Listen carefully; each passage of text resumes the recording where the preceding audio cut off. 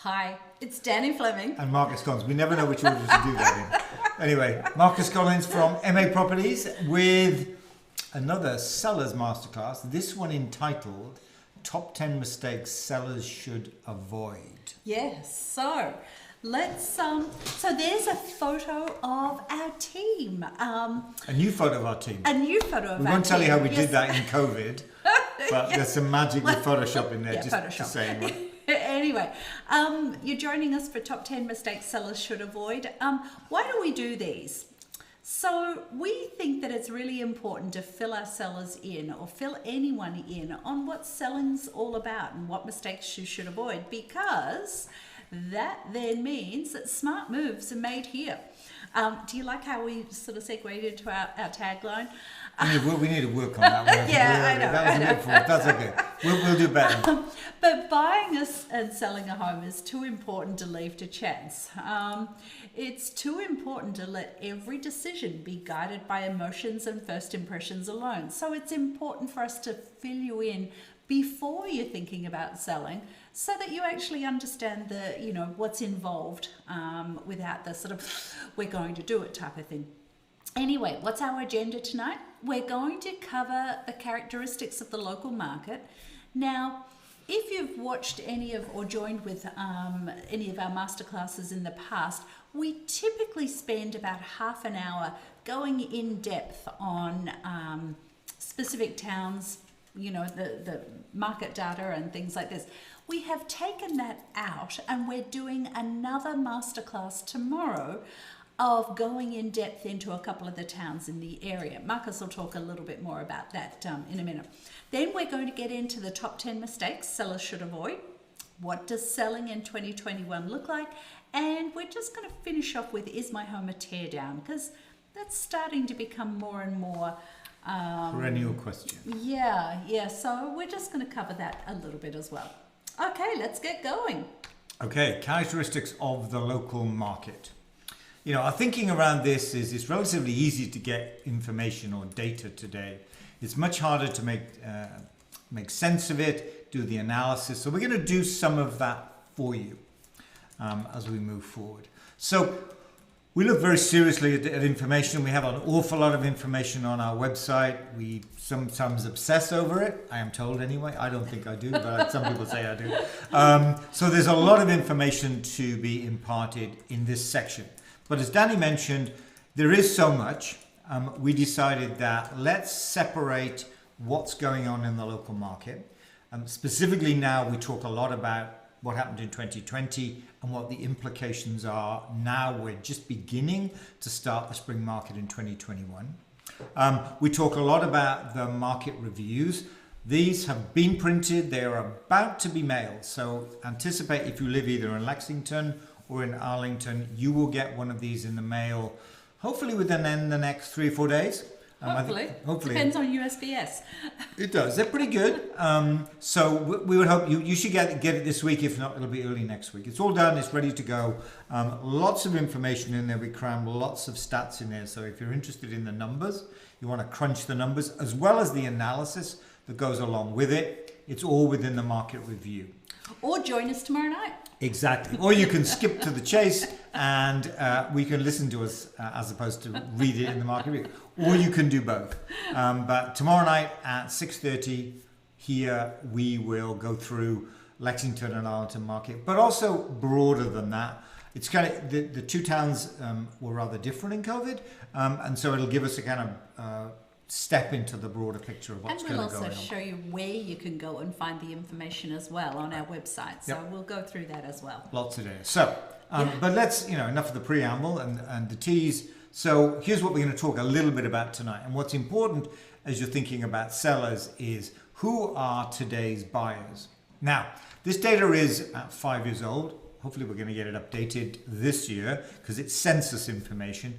But what it shows you is how many people there are in, it's the US demographics, so how many people are in which age bracket. And there are two bumps, if you like, where there are lots of people that are important to us in the housing market. The first bump, the top bump, if you will, is the baby boomers.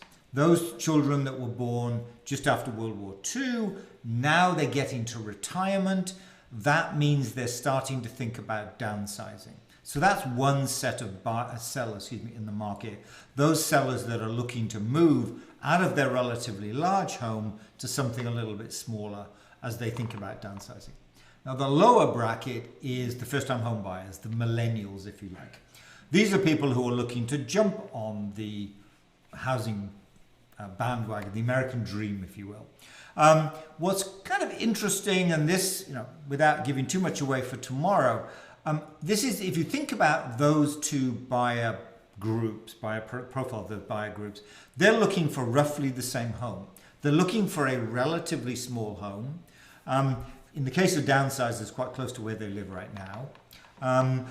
Affordable, low taxes, but with an eye to selling it at some point in the future. A good school system, proximity to Boston.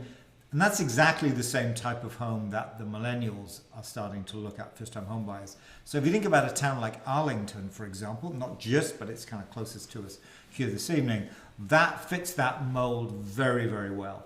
So what you find in an Arlington type market, where the average price single family is in the 800s, average condo is in the 600s, it's about 1.4 here in Lexington, that you've got these two groups competing.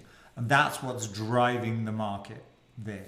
More on that tomorrow, though. The other thing that people kind of worry about in terms of today's buyers is interest rates. What's quite interesting, when I pulled this data together, what surprised me was how high it was in 2018 in comparison to where it was today. We knew it was rising in 2018, but we didn't think too much about it. It wasn't that high. At the time, I know we were saying, and what the pundits were saying was, it's only when it gets to 5.5%, perhaps 6%, it will start to have a material impact on the market, a negative impact on the market. What you see here is 2018 was actually one of the high points. Mm-hmm. Here we are now at 3 or so percent, as we think about pulling ourselves out of the economic downturn that's a consequence of COVID. So what this says is that there really is no impediment to buyers buying a home. Money's cheap per se, but also, and if we saw some of this in 2020, refis are again much cheaper too. And so many of the banks found themselves overwhelmed really with both refis on the one hand and then people looking to buy a home on the other. And that was some of what we saw in 2020. And that may well continue into 2021 because these rates are looking to remain relatively static. So what did 2020 bring? In most towns, we saw a similar number of sellers, even though we were in that kind of economic downturn, COVID uncertainty time period. So we saw roughly the same number of sellers in the market. Not true in all markets. Lexington, for example, saw a lot more. More about that tomorrow. What we did see is a dramatic increase in the number of buyers in the market. Certainly more buyers in the market than there were homes to buy. And we saw at the end of 2020, throughout, but specifically at the end, a very low inventory level because essentially all the homes that came on the market had been sold. And so we reverted in 2019, and we were speculating in 2019 without knowing COVID was coming along, that... Yeah, who knew? Who knew, right? Who knew it was coming along? We were saying that 19 was surprising, it seemed like a long time ago. End of 19, really we were thinking that this economic downturn or perception of it was going to continue, and it was going to become something of a seller's market, softening seller's market, Not as many buyers, reluctance on buyers' part to buy homes, and so a softening seller's market. The reality is once we kind of got halfway through 2020, May in fact, when the market rebounded strongly, it became very much a seller's market, and so we saw positive price appreciation in most towns, almost all towns. And in some towns, we saw an increase in the number of homes that sold. So that's a good thing. So overall, the Massachusetts housing market fared very well, even though the economic uncertainty and COVID kind of was that dampening piece. Mm-hmm. So given that fact, positive picture, what's kind of interesting, and this is data for Lexington, but actually has a wider context. If you look at a large number of towns, you see very similar metrics here. About 50%, half basically, homes sold for less than the asking price. Remember, I just said it was a very strong market. How come 50% of homes sold for below the asking price? And this is really the genesis, if you like, of this presentation, because there are some clear reasons why those homes didn't sell for what the sellers perceived they would sell for. And so this is kind of sets the scene for the rest of the presentation. Top 10 mistakes. There you go. Yeah. You can be sure that at least one of those mistakes was made by everybody who sold for less than 100% of the list price. You can be sure. And in many cases, multiple. So, excuse me, if we look forward now, 2021, you know, kind of what's going on, there's still, even though we are beginning to kind of pull out of this, hopefully with the vaccinations coming in spring and then into the summer, we can kind of see light at the end of the tunnel. There's a lot going on. We've got, say, the global pandemic. We still have the recession that hasn't quite worked itself out of the system. We have a new administration with some new policies. It is a little unclear when the vaccination will begin to get us back to normal. The hope is it begins to bring that infection rate down, and it gets to a level where everybody becomes a little bit more, I don't know, back to normal-ish. I don't know how to put that. And what does the new normal look like? It may not Good be question. our normal that Right. we were used to prior to COVID kicking in. So, And I think, you know, Yeah. if you think about just us this evening, we're giving this presentation online. We used to give this presentation in person, of course. You know, will we continue to do online? Probably. Will we start to do in person? Probably. So here we are. We went from physical in person to all online, and now we're going to shift to a combination of online and in person. I think that's kind of the way it'll play out, and we can see this with how many people are going to be working from home. You know, thinking about that, working from home, maybe you need a larger home. You need 2 offices, maybe an office. So it does have implications. Do we care about the commute to Boston as much as we did? Probably not. But overall, the housing market in Massachusetts, at least in this part of Massachusetts anyway, fared very well, even though there was a lot of uncertainty, you know, around us in terms of recession and the pandemic. So, even though it's only the 9th of, we look at the clock, yep, the 9th of February. I'm just amazed that it's February. Yeah, you're right, yes.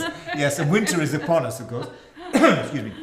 So, crystal ball time, what does 2021 bring? So, caveat, there's a lot going on. So, you know, hard to give a hard and fast prediction in terms of where we're going to be. But let's think of it in 2 perspectives. First of all, what do we think about the sellers in this market?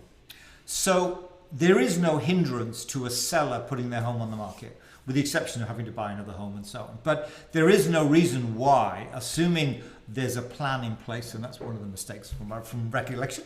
Yes. So long as they have a plan, there's no reason why a seller shouldn't put their home on the market in 2021. So we will see, therefore, at least as many homes coming on the market in 2021 as we saw in 2020.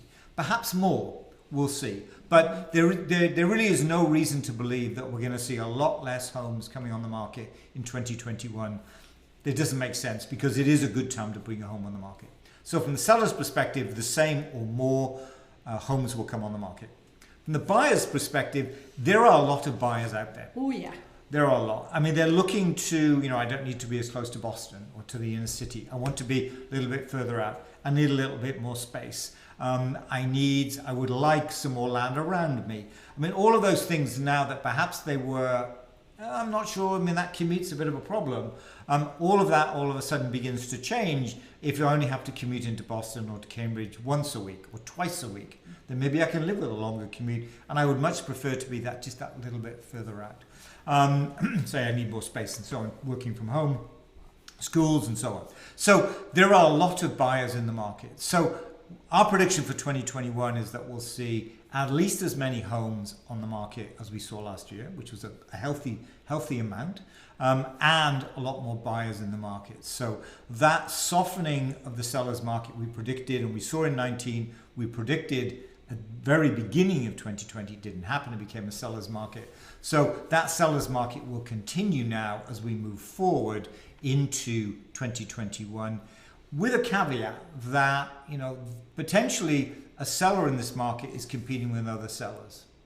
And that's really where we get to with this presentation, which says, okay, yes, it's relatively easy to sell your home, but how do you sell it for top dollar? And what are the mistakes you need to avoid in order to be one of those homes that's sold for over the asking price as opposed to the under the asking price? How do you make a smart move? There you go. Okay. Don't make a bad move, and therefore how do you make a smart move? So that's our predictions for 2021. Yeah, and we think it's critical to know the big questions to ask and to know what's happening and why, and to trust the people who represent you. Because what you don't know, it will impact your outcome. I mean, and it will impact your outcome financially. That's the key in much of this. That's exactly right. So let's get on to the top 10 mistakes. Why should people worry about what the top 10 mistakes are? Shall I do the first few? Yeah. Why? Okay, why? Why? I feel like I've talked a lot. It'll cost you money. It'll cost you money, that's for sure. I was segueing for you and you missed it. I missed it. I totally missed it. So clearly we didn't plan this in the head, did we? We did actually, but I missed that one. You're right. Yeah. All right. So I'll do the first few, and then enough of my talking, and then we'll hand over to Dan. It will cost you money. It will absolutely cost you money. And you just have to look back to that graph that we showed you previously, where 50% sold for less than the asking price, which means they lost money or left money on the table. That's the best way to put it. So, mistake number 10, not depersonalizing. And what do we mean by that? We mean removing photographs, removing diplomas, religious items, all of the things that put you in the home. Because ultimately what we want the buyers to think is that you've moved out. Because once they think you've moved out, they can see themselves within that home. They can see themselves living there. That's they the key. look around the home and they sort of say, well, I'd put this there and I'd put that there and I'd put this there. But if your things are all there and there and there, hard to do, right? It's hard to do. Hard to do. Yeah. So, I mean, that's key. You need to depersonalize. And we will provide a checklist of recommendations in terms of how to do that. But that's the key one, right? How do you not depersonalize? You should depersonalize. Yes. You do these kind of there's a double negative with this. The mistake is not depersonalizing. depersonalizing. Here's an example. I thought this is a great photograph. I love this photograph. Look, this is a listing photo. These are really? listing photos. These are You couldn't move this car. That's why they had to put him in there. But look at the air conditioner that looks like an air conditioner beside it. There's all of this junk around behind it. There's a trash bin that's underneath the car there, because you can see, and there's the lid of it just in between the two cars. I mean, someone walking into this home, a buyer walking into this home, or seeing this photo online, on MLS. Really very exciting. The way to think about it is, what impression does it give to a potential buyer? Remember, you want the buyers to walk into this home and go, I can live here. Yeah. In fact, not only I could live here, I want to live here. Now they walk into this one and go, oh, okay. I wonder what we're going to see when we go inside. That's the first thing I think. And this is how they I can imagine it probably similar. So that's the way to think of it. Imagine what a buyer, when they walk in or look at your home, in this case from the outside, this one from the when they're inside the home, what impression do you give them? Because you do not want to give them any reason not to fall in love with your home. Now they may not, because the layout doesn't work or the office isn't big enough, right? But you don't want to give them any other reason to walk in and go. Because there's a bag of trash on the treadmill, and there's laundry folded over. It looks like the seat of an elliptical. I'm not really sure what that is. Stuff everywhere. Yeah, it's telegraphing the wrong message. Yeah. What do you think as you look at that photograph? Here's another one. Yeah, the boxes in the corner, all of this, and these photos being on MLS, these are meant to excite a buyer to come and have a look at this home.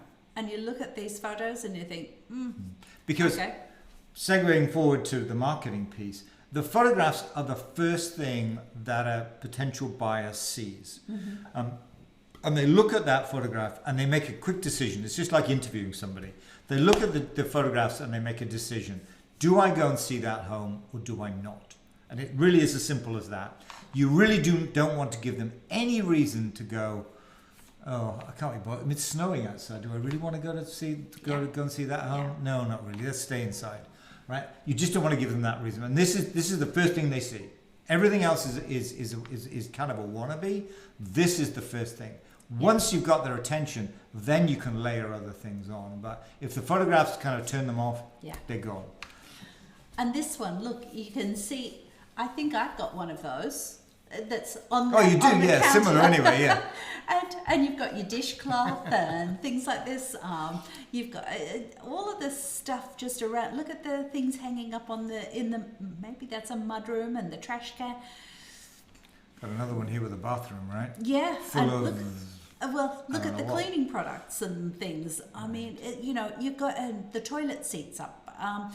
It's not de-personalizing. Not de-personalizing really is key. As I say, it really is about that first impression. It's a bad move. When they look at that first photograph and they go, bad move. Nah, I'm going to stay home today. Right. Yeah. Okay, number 10. Number 9. Not understanding the real estate market. Now, usually we it's would not a tongue twister. Yeah, not really. No, not really. I don't know why I tongue twisted around it, but here's the key. You really do need to understand what's going on in the real estate market, because you need to make decisions. We advise, but decisions you need to make, and so it's very, very important you understand what's going on in the real estate market. Tomorrow night we'll talk in depth about the market, and as you'll see as we talk through a number of different towns, it's different from town to town. It's important that you understand what's going on where you live. Lexington, Winchester, Arlington, wherever it may or may not be. What always worries me is you listen to the news and the real estate market is good. You go, really? All the way from California to Massachusetts, it's good? I don't think so, So, and specifically here in Massachusetts, where many things are done at the town level, schools, for example, you really do need to understand what's going on in the market where you're buying and or selling, for that matter. And that matters if talking to the downsizing audience, understanding the market where you're selling, but also understanding the market where you're buying. Because if you're buying in a weak market, then there are different strategies you can use than if you're buying into a strong market. And so it's important to understand the relative strengths of the markets you're buying and selling in, because the strategies that you use can change based on those criteria. So that's important. Oh, they're going to say something. I was going to, but Go. I'll wait until you talk about the next thing for a minute. Okay. You are. I know. I know. Danny wants to talk. It's really important that one of these talks about using an inexperienced agent. You've got to use someone who actually understands what's happening in the town or happen in the area. Because if you use an inexperienced agent or use someone who doesn't do much business, as a buyer, and I understand that this is a seller's masterclass, but most sellers are also buyers. So this is the impact with this. There was a period of time last year where the condo market in a town fell off the cliff. Just fell off the cliff because there were so many more condos on the market than normal. They actually came on quite quickly, and actually in the fall there was this kind of bolus of condos came on the market. And we were bringing condos on the market every weekend at that period of time, and we saw the dramatic impact that was happening week after week after week compared to the week before. And if you had an agent during that period of time who wasn't really aware of what was going on, you could easily overpay for something that you didn't need to pay that sort of price for. Right, and arguably, that was the situation in, let's say, September. If you're looking to buy in November when the inventory levels were at a lower level, then you may well have had to pay more for that condo. So not only is it very town specific, it's also very time specific, depending on what's happening in the market. So that's key. Tomorrow you'll see we have an array of information about 50 towns now. And the agents keep asking me for more. Wenjian asked me for more towns today. Like, Wenjian, I've got like 50 in there already.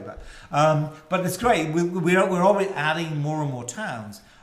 with an array of information about those towns, just so that we can zoom or sit down with you and explain what's going on in detail in the market you're looking to buy in or the market you're looking to sell in. Yeah. Now, in terms of experience and inexperience, I guess you should talk about it. But go on. first off, you should, if you're talking to an agent, one of the key things that you need to ask is, how many homes did they bring on the market last year? How many homes did they sell? Did they list? How many did they list? And be very specific of how many did they list versus how many did they help people buy. Because some agents will fudge those numbers and include the buys as well as the sells, and they might sort of say that they did 13 There's a and difference. 12 of them were buys and There's a one of them difference. was a list. Yeah. That's a huge difference. And ask what their sale price to list price ratio is. Most people will volunteer. Well, not most people No, will they volunteer. Most people will not volunteer Will not it. volunteer. We will volunteer it if you head to the next slide, because last year we listed and sold those listings 61 homes. We helped our buyers buy 50 homes.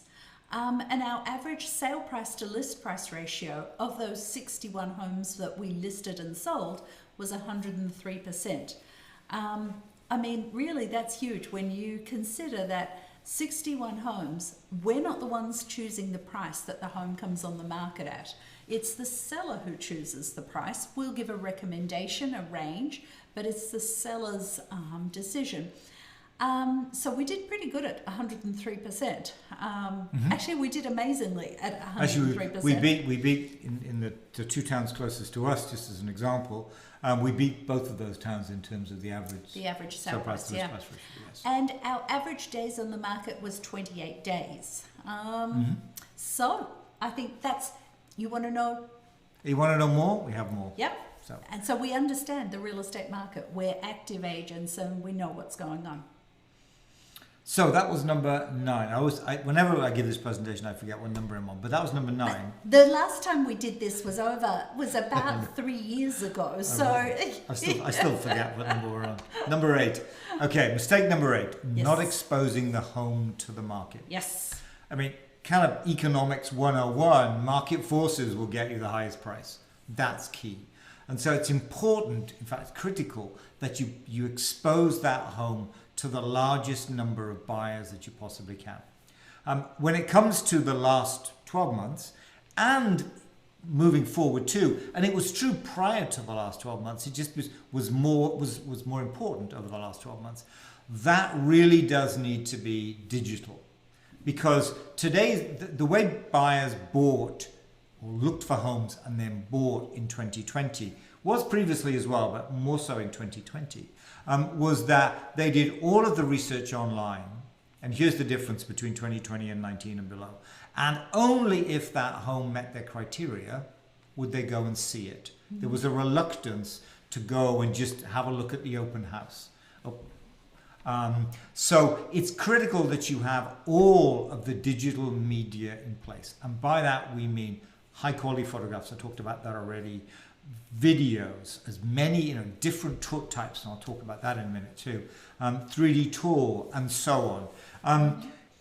You must have all of that, because there really is a direct correlation between how many times one of those digital media was viewed and essentially how many private showings you get.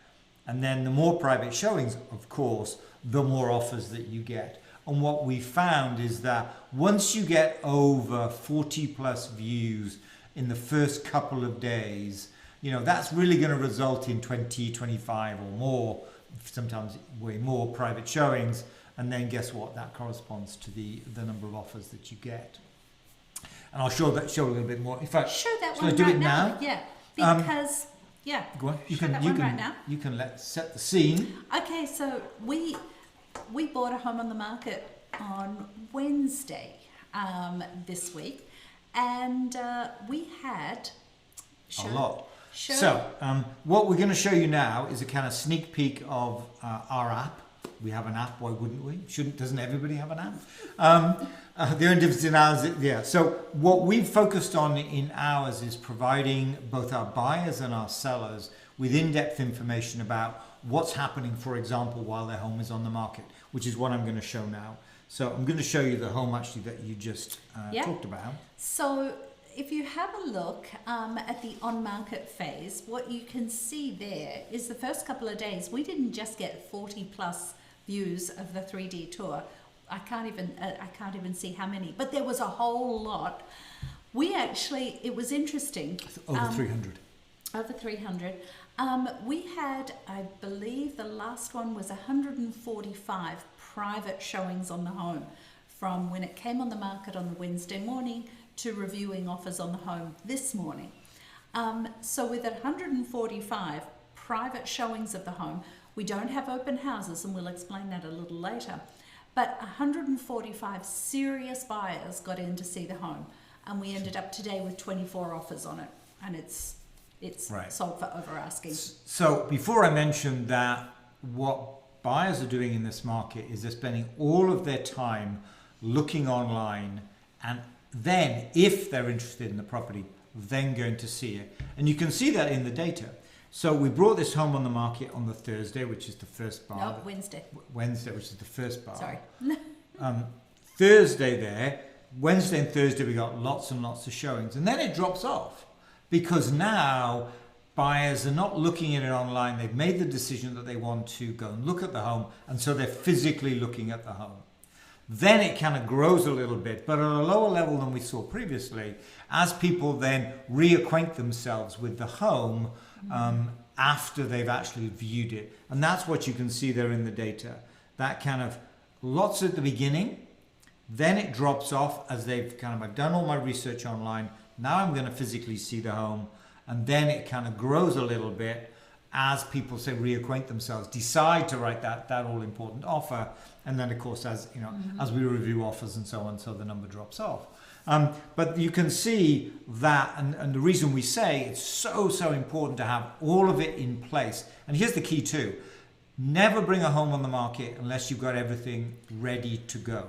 And this shows you why that's the case, because those first, in this case, the first 2 days, hugely important. If you had not had the 3D tour and the video and just a couple of photographs, that house would have been dismissed, because they're making those decisions right up front. And so it's very important you have everything in place when you go live, that kind of big bang, if you like, because that's when the buyers are excited, they want to see it. Yes, I want to see this home. Then they go and see it. So having everything ready to go the day you go live is critical to this as well. So marketing matters, even in a seller's market. It really does. With the example of the home that we did the offers on today, all of that was marketing. Sure. That's why what we got that many views. Yes, of all the different things. Be it in this case, it's the 3D tour. You'd see the same number if I looked at the video views, for example. Same profile. This is the floor plan views. Again, same profile. They're looking at the floor plan. They're looking at the videos. They're looking at the brochure. They're looking at the 3D tour. They're looking at everything about that home. Then now, I've looked at everything. I like what I see. Let's go see it, physically go see that home. That's and key. What this data is this is available to sellers. This is our way of communicating with sellers. This isn't really part of this, not exposing the home to the market, but this is what this app is. It's an app on our website, but there is a component which is the listing dashboard, and we'll document all of the critical dates and things like this that are in the preparation phase. Then when the home goes under agreement, then we take it through to closing, and we show you all of the dates. And I give you a quick. This one doesn't have very much for the accepted offer. Just gone live. Put in a couple of dates just an hour before coming and doing this this masterclass. So I haven't filled it out yet. Yeah, there's a whole set of, and there's more you can't see here. There's more information than that. Really, the idea here is that it's one way, only one way. Of course, there's also that personal touch. But this is one way of keeping everybody up to date in terms of where this transaction is moving forward. You know, am I 5% through, 20% through, 30%? Or am I you waiting don't on have to fish through email after email after email saying, when were they going to destage my home? You can just go to the app. Oh, they're destaging on such and such a date. Right. So it's all the information is there. So cool. That is the app, not app exposing and more. not exposing the home to the market, and there's a lot more involved with the marketing. Right. So, Exposing it. having said, exposure is key. What pieces, what components do you need in terms of the marketing plan? Here's the list. Why don't I just show you what I mean? With some examples of good, but also some examples of bad. Bad moves. Not that many. Not that many. So you need all of these photographs, as we mentioned, a couple of times previously. It's really your showcase on the home. Professional photography really sells it. It's really that first. Wow, that looks really cool. Fail on the photography, everything else, they won't even look at anything else. And these are, some of ours, a more contemporary home as well as a much older home, both photographed beautifully. If you do it properly, you can see the difference between this kind of clean lines of a contemporary, and then this, I think the one on the older home there was turn of the century, right? The turn of the last century, 1890s. 1890s. So. Here's an example of actually the same kitchen. These are not our listing photographs, but we put these in because we wanted to show the difference between good and bad photography. This is the same kitchen. And in fact, if you look at the photographs in detail, in both cases, the preparation, the staging has been done. One's got less than the other, but it's not the kitchen is not presented poorly. What's the problem here in the photograph that makes it look very small is that the photography's let it down, and the photography's not shown the kitchen to its full potential, which of course you can see in the right-hand photograph there. So here's an example where all of that work has been done before the marketing is done, and then guess what? Somebody comes in with an iPhone or whatever it may be, and yes, there's the outcome. Whereas on the right-hand side, this is where there was a professional photographer. And now, remember what I said. Which of those, imagine you had a choice, you have limited time. Which of those two homes would you go see this weekend? I think it's clearly it would be the one on the right, perhaps not the one on the left. It continues. Here's another example of a kitchen. Actually, the one on the right is our photograph here. Little hard to see at this scale, but the one on the left is actually out of focus. Really? When you just look at the counter. It's out of focus. I mean, completely. And the microwave. Right. I mean, it doesn't make sense, right? And here's another example here. Same Again, thing. Out of focus. Right. iPhone. Also, also here, remember, it's just not been prepared either. Right. It's a small kitchen. That's okay, fair enough. But still, it's just not been presented well either. So it fails, in terms of the photography, but also fails in the preparation too. And here's another example again. Of cluttered, the box of hankies on the table, but also guess what? It's out of focus. Looking at those two, albeit they're different homes, which one is going to grab your attention? Maybe not the one you can want or can afford, but which one grabs your attention? I think it's fair to say it's the one on the right.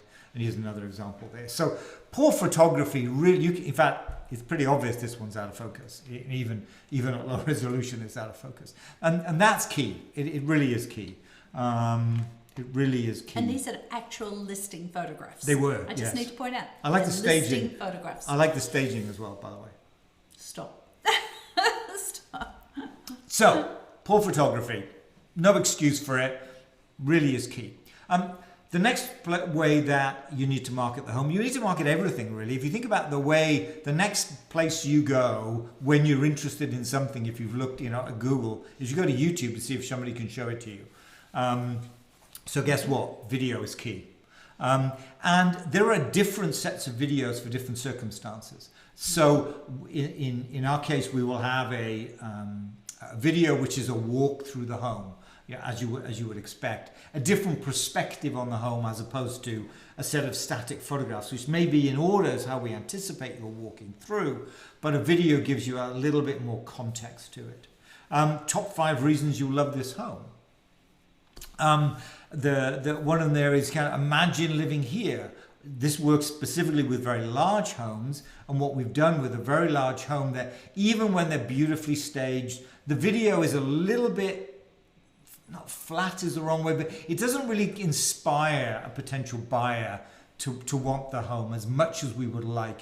And so what we've done in a number of cases is we've brought professional actors in there just to give a prospective buyer a sense of how they might live in the home. So that's imagine living your life there. And then the virtual open house, as Danny mentioned before, open houses somewhat problematic. During times of COVID. COVID, not so much before, and we will get back to them, no doubt. But what a virtual open house is where the listing agent goes around and shows you everything about the home, opens the closets, goes into the unfinished basement. We may not have photographs of the unfinished basement. We'll go into that unfinished basement, give you a lot of context about that home, essentially as if they were walking around with you, showing you the home, all aspects of it. Opening cabinets, giving you that kind of color, that different perspective on the home. And each of these has their own purpose, but multiple videos is key because they're different ideas behind them. So video is key. The next one is the all-important 3D tour. I won't show an example, it kind of takes too long. But the idea with doing a 3D tour is that... Well, you can go onto 40 Grove. You want to talk about it, and while you're talking about it, I will go to the website. It's okay. No, let me do this then. Go for it. Okay. So what happens is, especially today, where buyers tend to not have as many times going into a home as they would normally want to do, it becomes a bit more of a challenge for them to actually, at 2 o'clock in the morning, was there a linen closet on that main floor, that type of thing. This way, a 3D tour allows them to walk through the home as if they're in the home. And here's an example of Marcus has pulled that up. So let me put this in full screen mode. There we go, you can see it. So, and this is a home we have on the market now. Just came on the market a week ago. I love that kitchen. It's stunning, I know. Yeah, I love that kitchen. It's just like, wow, that kind of curve. Anyway. The whole feel of the house is just amazing. Stunning, yeah. Double height here. Anyway, so given that I love that kitchen, what does the 3D tour allow me to do with the kitchen? So this would be a pretty standard photograph of that kitchen, but hold on a minute. Why don't I get a different perspective? If it'll work for me. Come on, there we go. Here it is. Now you can begin to see the kitchen. Oops, excuse me. I'm not behaving myself here, am I? There we go. I'll go slower and it'll help. But here we go. It gives you that kitchen in context. Right. I was saying it's a double height room there. It gives you a much it's a perspective which is your perspective of the home. And this is the key. The video is our we're the director, if you like. The photographs are how we anticipate that you would look at that home. What this lets you do is go into detail around that home and see it as if you're in the home. And as Danny mentioned, you potentially get a limited amount of time in the home. Potentially you want to show this home to your parents or friends or whoever it may be. Go look at the 3D tour. It will give you a full perspective of the home. Yeah. You can go upstairs, you can go downstairs. There's a lot you can do with this. Let me just jump to the basement's really cool, isn't it? Yes, the basement. Let's go really to the basement, cool. shall we? Here we go. There you are. Okay. So here we are in the basement. Shame about the Patriots and the Super Bowl, but never mind. We won't go into that in detail, will we? No, we won't dwell on that. But entertainment heaven, this place. Yeah, so I'm going to go in the theatre. Why wouldn't I? Okay. There we go. So you can get a real sense of the home, and as Danny said, you can do this at 2 in the morning. You can spend as long as you want in this home. Was there a closet in the master bedroom? If there was, how big was it? You can do all of that with the 3D tour. It really kind of rounds out the home as if you're in there. And that's, so digital media is key. This is kind of really the icing on the cake in terms of that. So 3D tour, hugely important in terms of, let me get rid of that. There we go. Hugely important in terms of that kind of digital media. So, and as maybe you saw as I was in there, the whole thing is you need to kind of bring it all together with a website, of course. You need that single one-stop shop for all the information on that home. And while I'm there, why don't I do that? Why don't I quickly show you this? So this is as It's on the market today. Excuse me while I skip to the top. So here we have 40grovest.com, everything about this home, information about the home, photographs, a whole series of photographs as you can see here. It's a big home. I'll zip through them.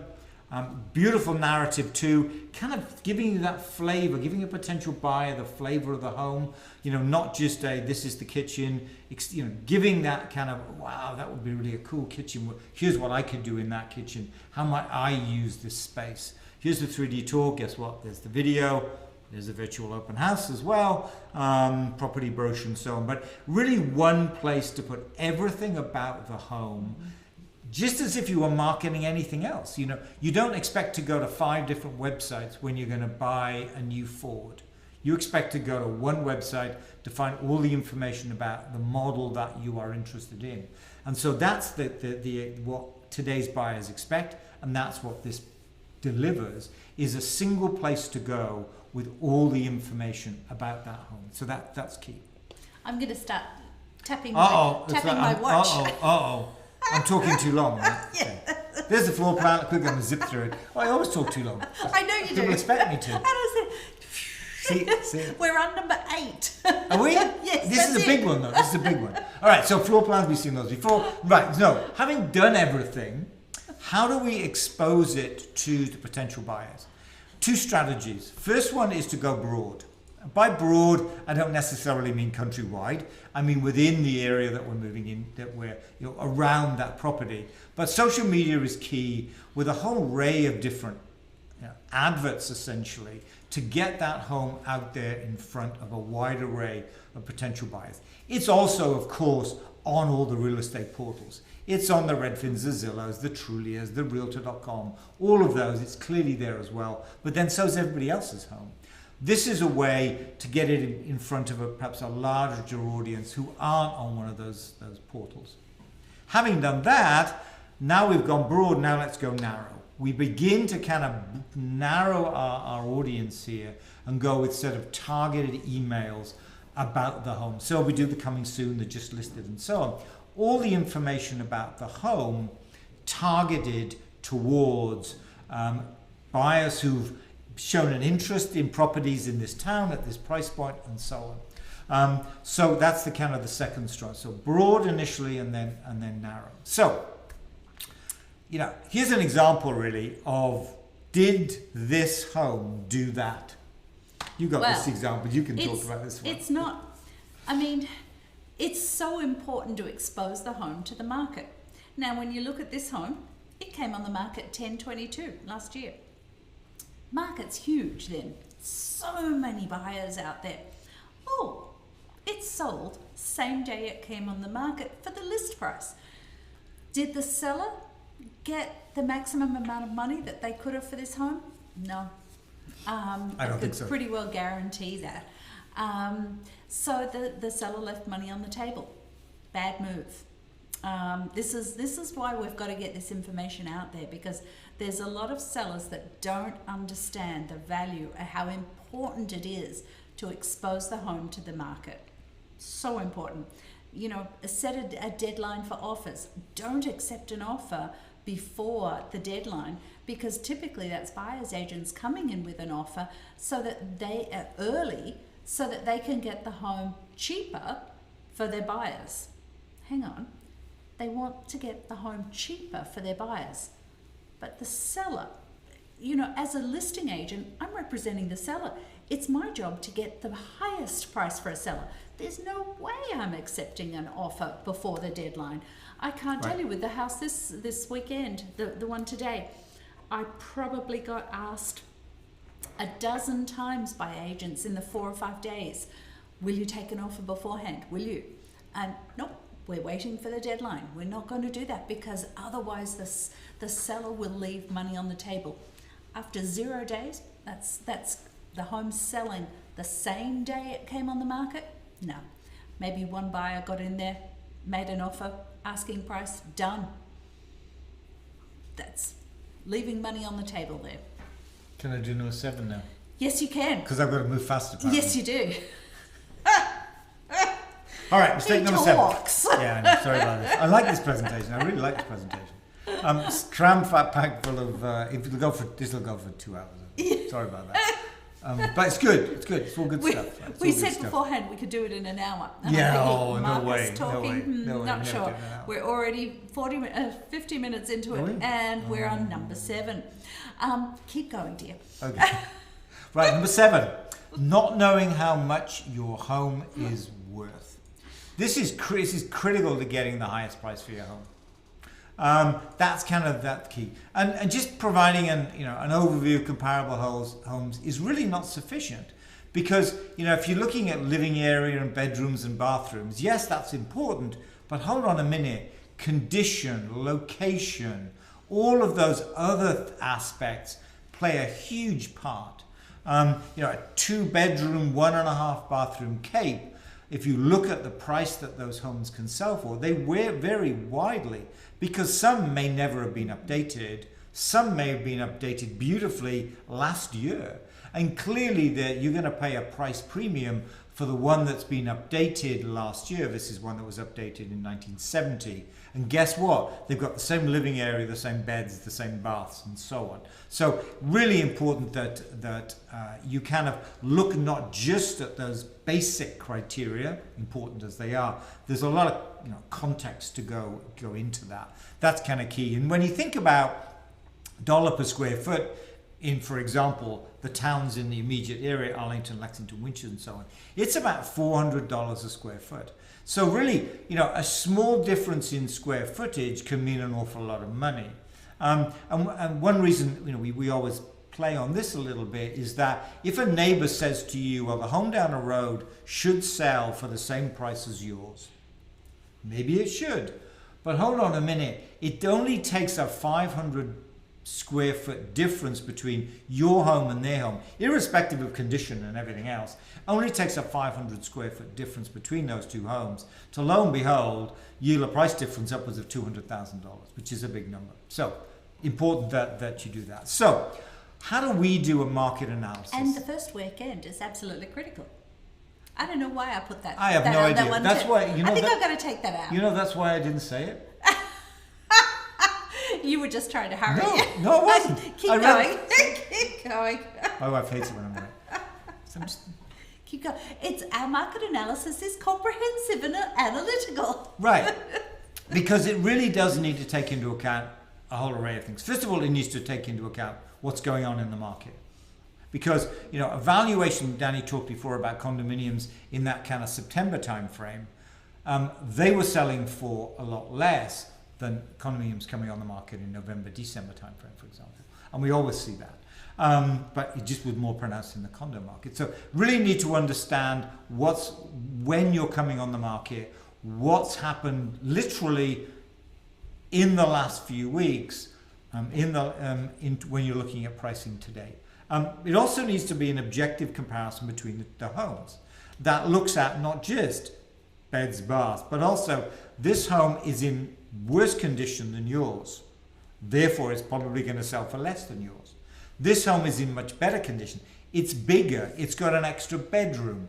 The basement is finished. It will probably sell for more than yours. And having done that, kind of bracketed your home, and say not just a quick dump into a spreadsheet, looking at each of them in comparison, compare and contrast, if you like, that allows you to say these homes will sell for more, these homes will sell for less, therefore your price is somewhere in the middle.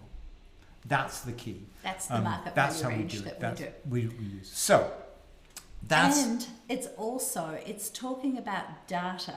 It's not necessarily what a seller wants to hear. A lot of sellers have their idea of how much their home is worth. We think the right thing to do is actually give you the data. Here's the data. May not be what you want to hear though. Okay. I just needed to put that out. Okay. And we'll put together a recommendation and also a sales proposal. We'll include that as well. Right. And remember that sales proposal is also, perhaps you think you should think about painting the kitchen. You should do this, you could do that. There's more to it than just, here's our recommendation of the price. Here's a set of recommendations of what you might think about doing, because that will potentially yield more money. So, number 6, I'm moving on. Go. It's important that you understand that the buyers are very knowledgeable about the market. Because if you think about today's buyers, they've looked at so many homes. Just the example of the home, in fact, this weekend, here we go. Why don't we just go with last weekend? 6 offers on a condominium in Burlington. That means 5 buyers were unlucky. 14 offers on a house in Saugus, which means 13 were unlucky. 24 on a house in Acton, which means 23 were unlucky. And we'll be looking next weekend, and probably the weekend after that, the weekend after. So what you got from that is we work in a whole lot of different towns, and we've got the data for all of those different towns, and we're very, very comfortable knowing what we're doing in lots of towns. So we're not just 2 towns. We're not. In fact, I chose quite a way away, actually. Yeah. Strange weekend. Just happened to be this weekend. So the key thing there, though, is that there were a lot more offers than there were successful buyers, which means those buyers are out weekend after weekend after weekend after weekend. They have seen a huge number of homes before they are ultimately successful. Most sellers do not go out to look at what comparable homes are selling for. Which means that today's buyers are more knowledgeable about the housing market. And it's important to know that. So for example, a seller might say, well, let's put this home on the market $100,000 more than your recommendation. Let's see what happens. What happens, of course, is that the buyers who are very knowledgeable about the market look at the home and go, it's overpriced. Having done that, they dismiss it. So really important that you, for example, don't test the market. Testing the market implies that the buyers don't know what they're doing, and actually they do. They are very, very knowledgeable about what's going on in the market. So it's important to be cognizant of that. And this is, ultimately why we're doing these seller seminars. Masterclasses, sorry. We changed the name about 12 months ago, and I just need to remember that. All I need to do is remember. That's all I've got to do. I need to remember. This is really why we do this sellers masterclass, or these series of masterclasses now talk about different aspects of that selling process. Because the idea here is to get potential sellers' knowledge level up to where potentially our buyers already are. I have to tell you, we also do buyer seminars as well. So we're kind of educating both sides of this one, but that's another story. And we really want, to give you analytical, very comprehensive advice to kind of level that playing field. Yes. So now I'm going to talk for a minute. Now I can. Okay. Well, I'm going to see how long Danny takes from 5 down to 1. Yeah? Another mistake that many sellers make is not understanding the value of an inspection. Now, this has changed a little bit from where it was a couple of years ago. A couple of years ago, we used to tell sellers, don't even worry about doing an inspection, because the things that an inspection is going to find are things that the buyers are not going to pay more money for if you get them fixed. But what's been happening lately, and what's been becoming more and more prevalent, is that you will get more money for a home if a buyer does a pre-inspection or has a comfort level about the home. So we've started suggesting to our sellers that they do, if they're comfortable and they're comfortable about what the inspection will show, is to get an inspection done themselves. If, say for instance, as a listing agent, I don't want to know what your inspection shows. I don't want to know, because Massachusetts is a voluntary disclosure state. A seller doesn't need to disclose or can disclose. So it's your choice. But if the inspection that you've done comes up fairly good, with just some minor things around, why don't we provide that for the buyers? Because the biggest risk of a seller getting less money for their home is when a buyer buys the home, has an accepted offer on the home, and also has an inspection contingency. And when that buyer exits the contract because they didn't like something that was found in the inspection, or they just changed their mind, that happens more often than the home having something wrong with it. It's the buyer changing their mind. We're not going to be able to get you the same price that we got the first time around. And this does happen. So if you've had an inspection before you come on the market and it's relatively clean, give it to the listing agent, give it to us, and we'll put it on MLS. And that way, the buyers have the information in front of them. There's no scary stuff that I wonder what's wrong with this home. They've got it from a certified inspector. And and then they don't need to have an inspection contingency because there's an inspection there. Again, you don't need to disclose it. You don't need to provide it though, if there's something that you're not comfortable with. And as I say, you don't need to disclose, with Massachusetts being a voluntary disclosure state. So why don't you fix some of the things found during that inspection? Most sellers, it's far better for a seller to spend money on the high return on investment things that are typically looked at. Sorry, don't know. There was a door opening behind me, and I'm thinking, well, and I've lost my train of thought. What's going on? So. Would you like me to carry on? Don't you? Yes, you do. Because I always do this section anyway. So, key thing is... I'm distracted. What's going on? Ultimately, the buyers will not pay more for example, a new roof. They would love a new roof, but they won't pay extra for a new roof. I can just block it off like yeah, I can't do that. They won't pay more for a new heating system.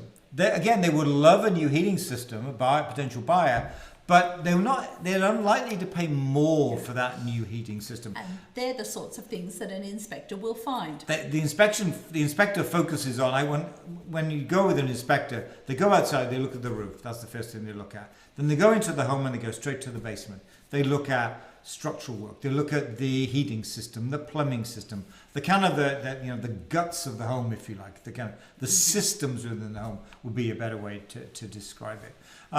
Buyers won't pay more for upgraded electrical. A little bit of a caveat around knob and tube. That's kind of a detail there. But new windows, they're not going to pay extra for new windows. The key thing with all of these items, and there's a longer list, is that if you're going to spend the next 5 years in your home and you're not really sure your heating system is going to last the next winter, then it makes sense to replace the heating system, for example, these items, because you then get the benefit. That's what we want to make sure, is that if you decide you need a new roof, or you want to upgrade your heating system, do it before you decide to sell, because then you get the benefit of that. And that's specifically the case of the heating system, looking at that list. But you're better to spend the money on the high return on investment items, because they'll get you a higher sales price. And that then leads us into number 4 mistake. Very good. Number 4 mistake. The show wasn't thrown together, right? Is not understanding the value of creating a product. Because buyers, they want move-in ready. They want to be able to wheel in their suitcase, move their furniture in, and live there. They don't want to have to do things like painting or stripping wallpaper down or things. They don't know how, and typically they don't know who to call.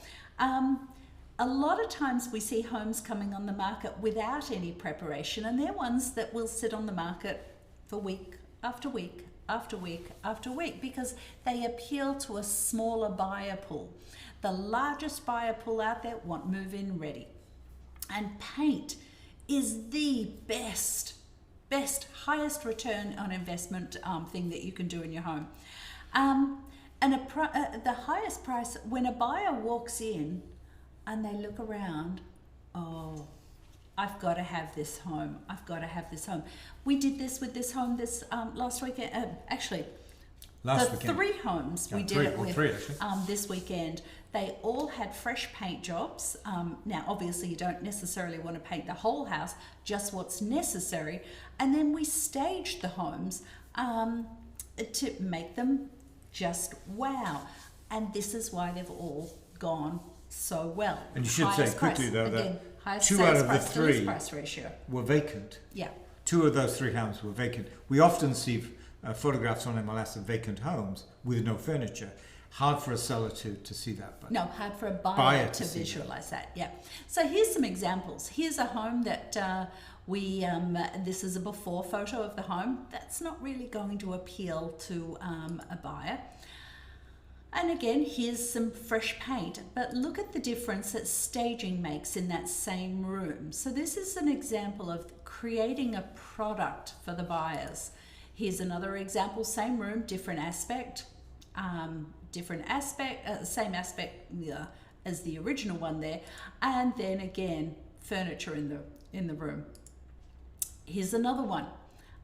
This is the dining room. Hard to tell that it's the dining room. Still hard to tell that it's the dining room, but fresh paint. Now you can tell it's the dining room. It gives the buyers a good understanding. You're creating a product for the buyers. This is a bedroom. Yucky, icky carpet and lots of artwork on the walls. Here it is, freshly painted. And the carpets were irretrievable, so we put down some sheet vinyl, and look at how that feels as the master bedroom. It's a huge difference. Creating a product is important. Here's an example of wallpaper, removing the wallpaper and fresh paint. This is what appeals to the buyer. Another example of carpet needs to be replaced and nasty walls. Fresh paint makes a huge difference. This is one that's a little bit counterintuitive. I find a lot of sellers when I go into a home and sort of say, have you thought about painting the kitchen? You know, some folks it's, oh no, I'm not going to do that. Other folks, well, why? Here was a home that we went into. It had been on the market for 103 days with another agent, unsold, didn't sell. I went in and talked to them about painting the kitchen cabinets and painting a bathroom cabinet. That was all. And we went in and staged as well. But here's the final result we had. This is the kitchen painted.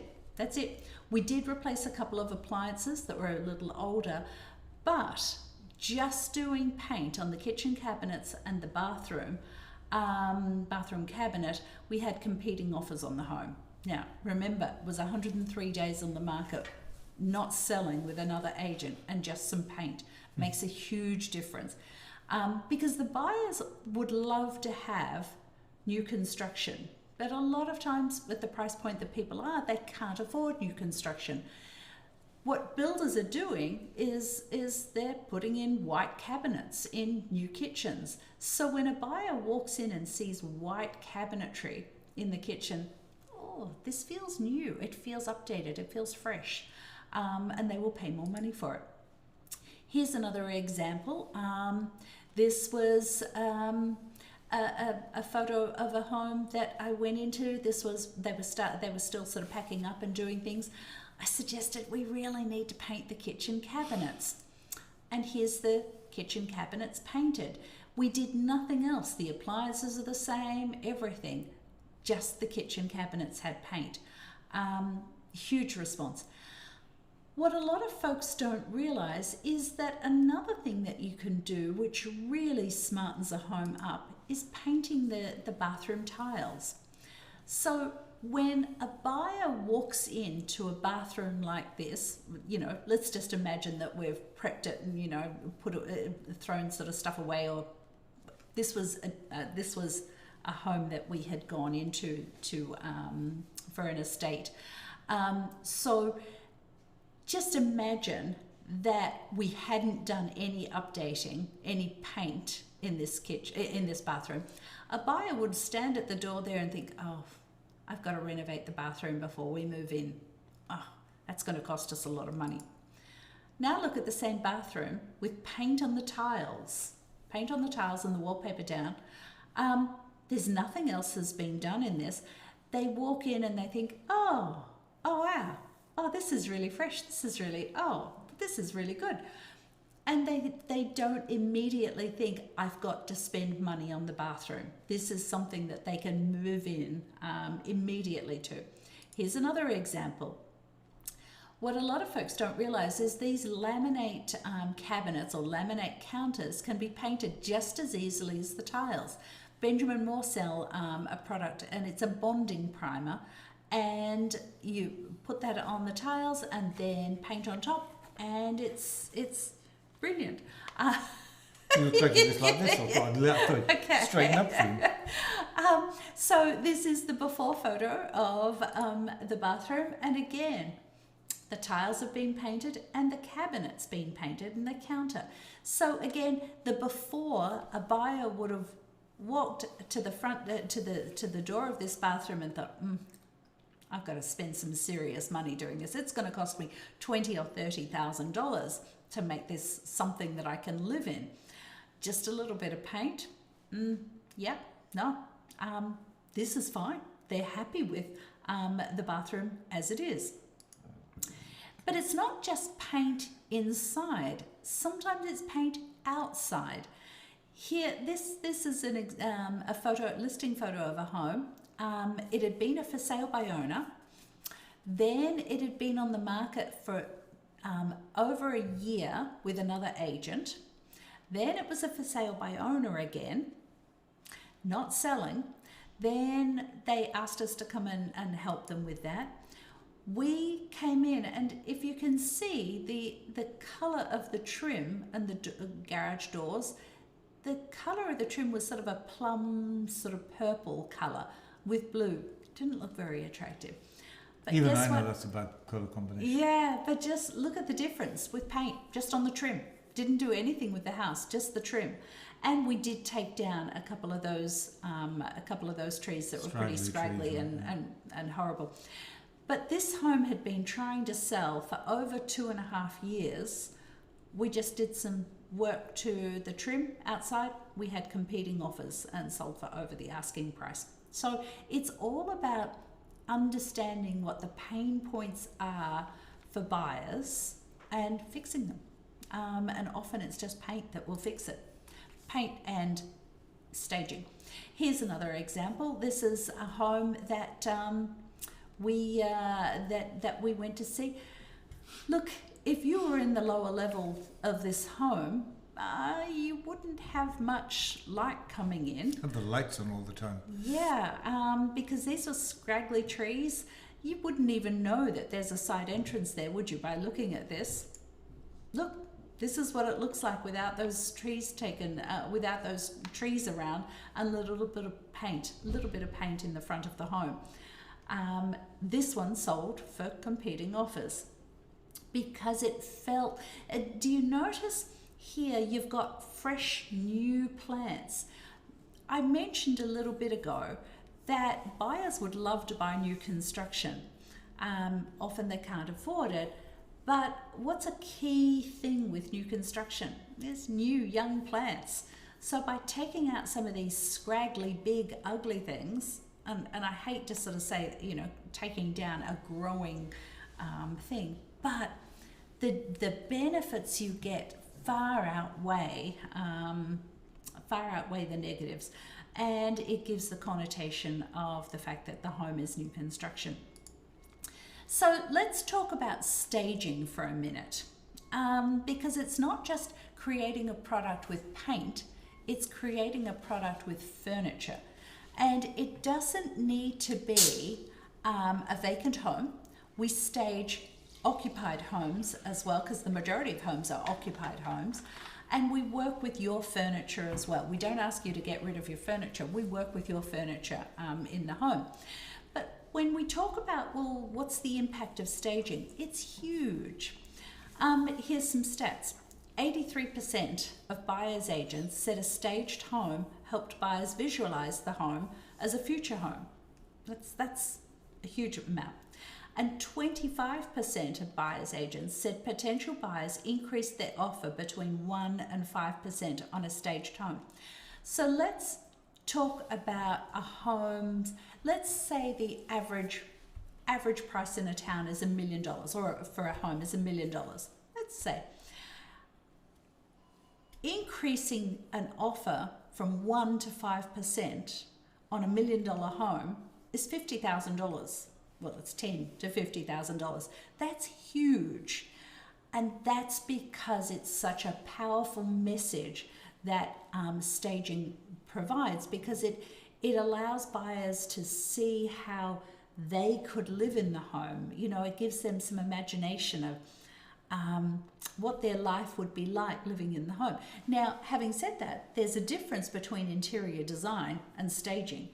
Interior design is designing your home around you living in the home. Staging is purely that. It's staging a home for sale. They are different, but it's giving the buyers that visual of how potentially they could live in the home. And 85% of homes surveyed were sold for 6 to 25% more than homes that were not staged. It's huge. So what does that mean? It creates an emotional response from the buyer.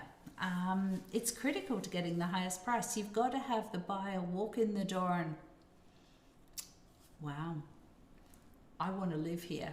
I want to live here. We've had people, buyers sometimes come in and say, "Can we buy the staging furniture?" And we sort of no, but they want to replicate that feel that they got when they walked in the door. Other agents charge for the service, or the seller pays the staging company directly. We do it as part of our services. We charge the same fee as everybody else, and it's just part of what we do, because it gets our sellers the highest prices. And to us, that's the most important thing that we can do, is get our sellers the highest price possible. Because you're going to tell your friends, you're going to tell your colleagues, you're going to tell people, because reputation is so important, and that's key. Here's a couple of examples. Here's a home that you would never know that that's the dining room. You know, if a buyer was walking in that door, they wouldn't know that's a dining room, but they do now. They know it's a dining room now. Here's a home that we had on the market in Bedford, Concord. Bedford. It was on the corner. Yeah, it was just on the border of Bedford and Concord. That's a living room. Yeah, it's beautiful, but it doesn't sort of really give you a nice positive visceral feel, because you want a positive visceral feel from the buyer. Now with some staging furniture in there, they've got a positive visceral feel when they're standing at the entry to that living room. Oh, this feels nice. Here's another one. It's a bedroom.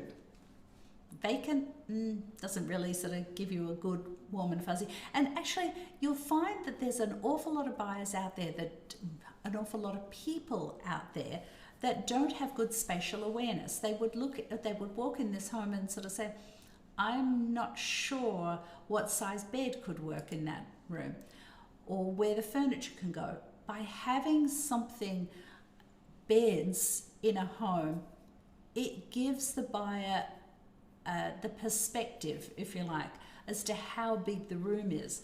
I mean, look, this is a queen size bed in there with I think that's a 5x8 rug. You've got a desk. It gives the buyer a view of how big the room actually is. Here's this same example. Can I go back to that photograph? Yep. How do I go back? Yeah, you need to do it. I've only got the mouse. So I hear that photograph could have been virtually staged. I mean, it's pretty straightforward. I have to say, it's quite clever today, the way they can put a piece of furniture with the right perspective in the photographs.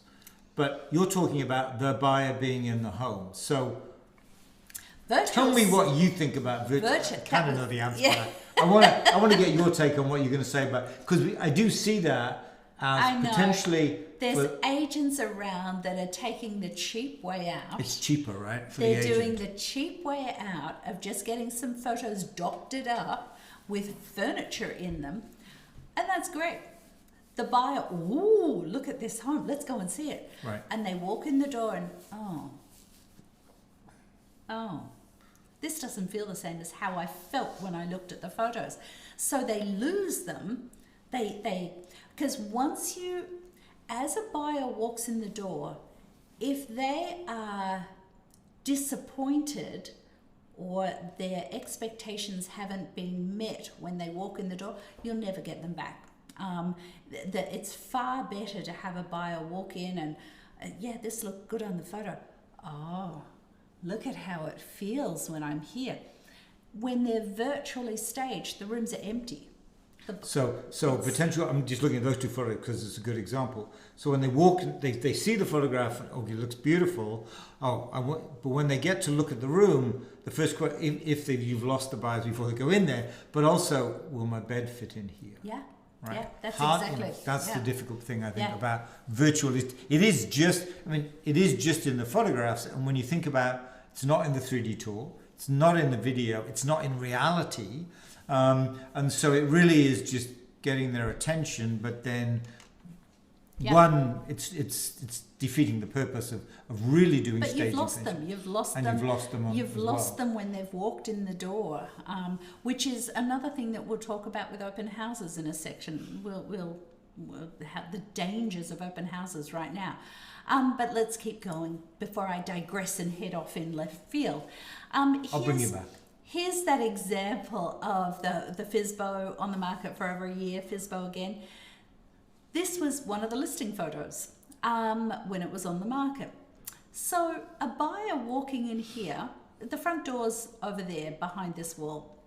So you look at this and this is the living room, and then this is the dining room. And the buyers would have walked through and thought, what do I do with this room? I don't understand.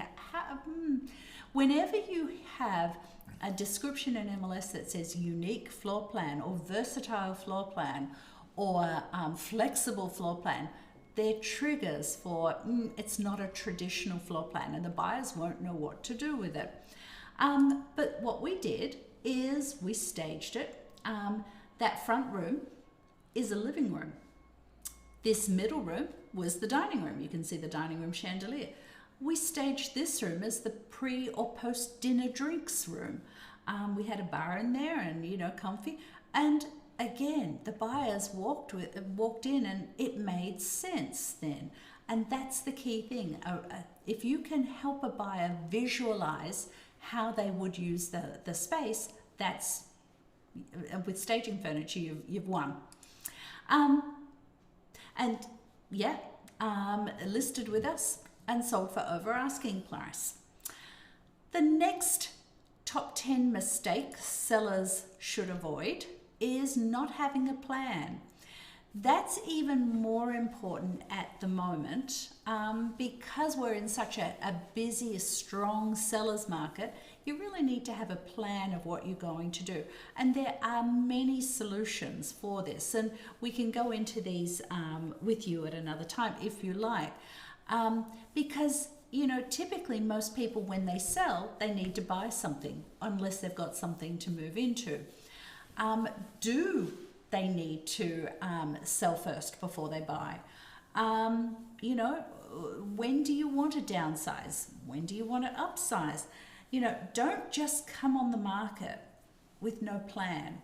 Have a think about how we'll put this all together for you, because there are mechanisms that we can use that will make it fairly straightforward for you. I was talking to someone today who needs to sell before they can buy. Well, an option, and I described the various ways that we can do it, but also another option that some sellers are choosing is I'm going to rent for 6 months or I'm going to rent for 12 months and take that pressure off myself for having to find something to buy once their home's already under agreement. There's various components to it. We can we can, give you an idea as to how we time it and how logistically we can put it together. But it's also not having a plan from how to prep the home. We'll come in and advise on cosmetic improvements with a high return on investment. Absolutely. That's and the paint colours, they're the most fun I have. We'll do a pre-staging visit with a list of recommendations of what to pack away and what to, you're going to pack anyway when you move. Start packing now so that we can declutter or, sort of depersonalize the home. It's really, really important. Contractor resources. We can help with contractors. We can help with getting quotes for things to be done around the home. We can help organize them and things. And the timing. When you look at the typical seasonality, you'll see that these blue bars are, and this is old data because 2020 wasn't our normal seasonality. So we didn't want to use that. And I'm using 2018 instead of 2019, but that's okay.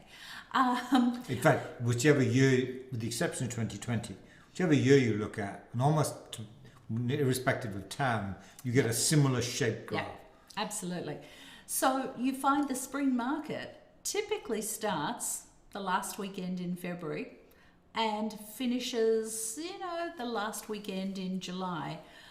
Actually, this year, we bought some homes on the market in January because the winter was mild, the buyers are out there, and we've had some great results, even coming on the market. Well, here we are, the 9th, and we bought 3 homes on the market this last weekend. All of them are sold with competing offers because there's no homes on the market. The buyers are out there, there's no homes. So anything that's coming on the market now is having a huge response. But typically in a normal season, August is quite quiet because when you think about it, most buyers want to be in a town ready for the new school year. Now, if they haven't got a home under agreement by the end of July, well, most mortgages will take a minimum of about 4 weeks from application to closing. So if they don't have a home under agreement by the end of July, you know what? They've run out of time. So buyers typically wait until the fall before they start looking again. So August tends to be quite slow. December. Well, let me first do fall. Fall is typically a fairly short period of time. Starts at the beginning of September, pretty well done by about mid-October. When you look at December, this is part of this having a plan. We do sometimes get folks calling us, middle of December saying, I'd really like to come on the market. What's happening here is that in this particular year, 3 houses came on the market in December, the whole of December. The buyers aren't looking. They're not looking at that particular point in time because nothing's coming on. So you want to come on when the buyers are out, which is the very beginning of the spring season. They're out and about, not many homes, and they continue all the way through. So part of having a plan is a lot of folks need to buy. We mentioned this before. You need to buy when you're moving, when you're selling your home. There's a whole lot of information in a buyer's masterclass. As we do a seller's masterclass, we do a buyer's masterclass. Check our website for the dates, but the next one's coming up February the 23rd at 6:30 p.m. and March the 2nd, 6:30 p.m. I need to check because I put that in the calendar today.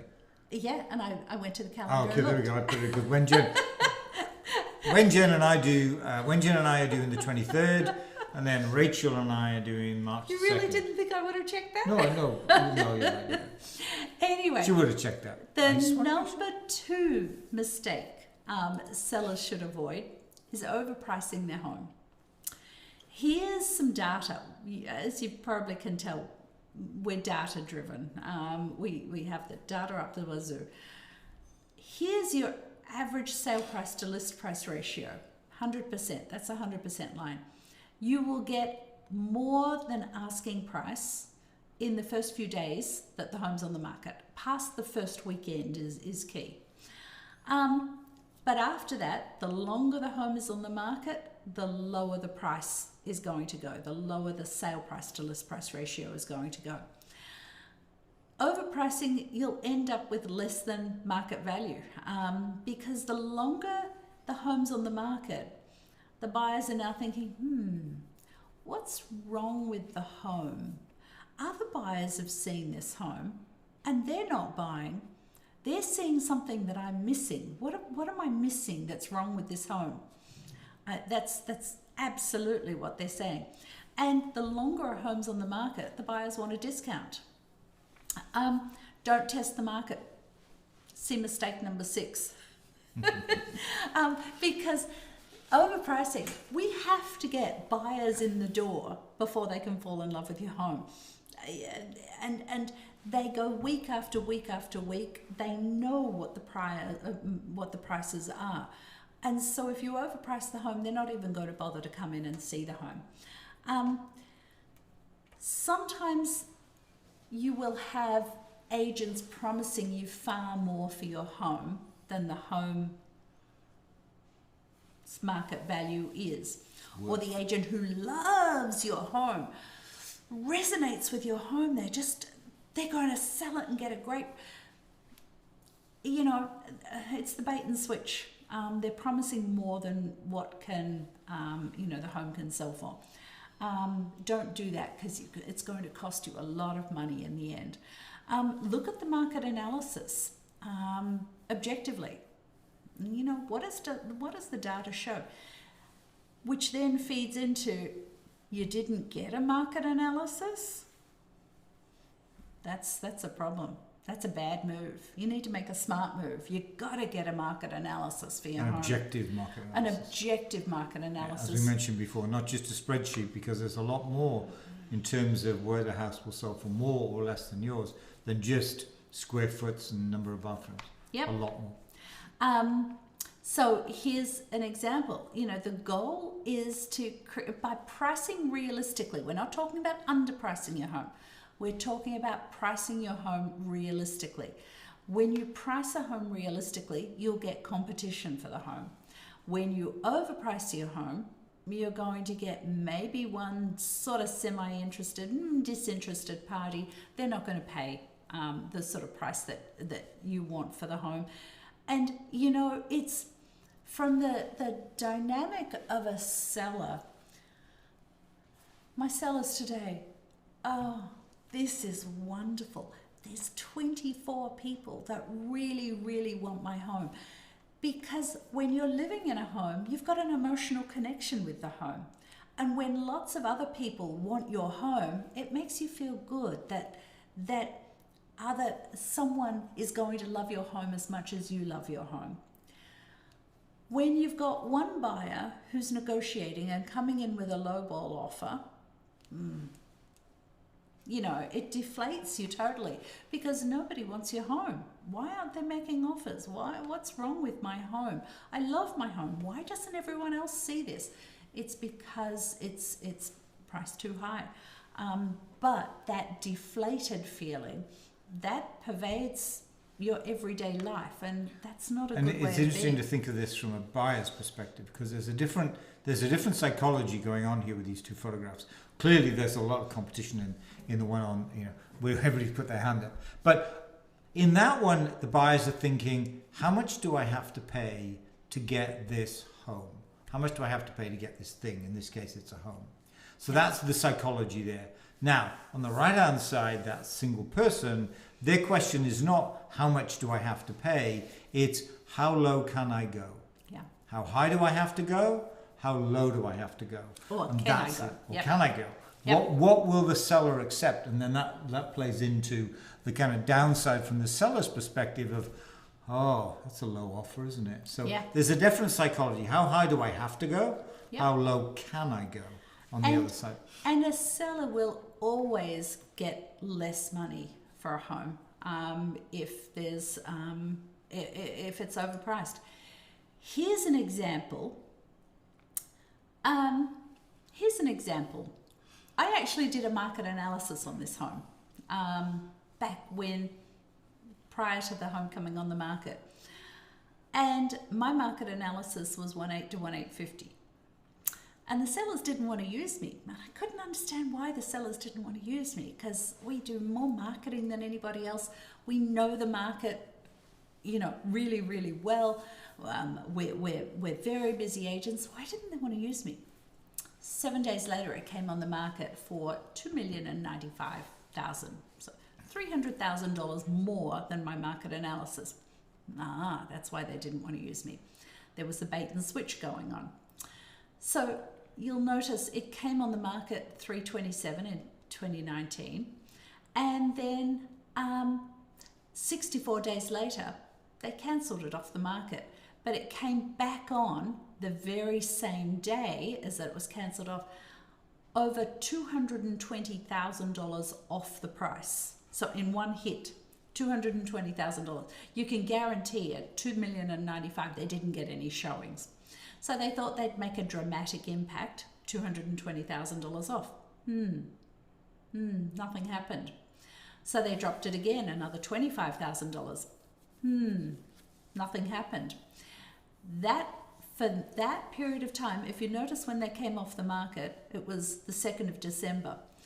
They came on the market the end of March. So they had the whole year almost, except for January, February, and the beginning of March, on the market trying to sell their home, trying to keep it tidy, trying to keep it clean. Why doesn't anyone like my home? All of this. So it was on the market for 250 days.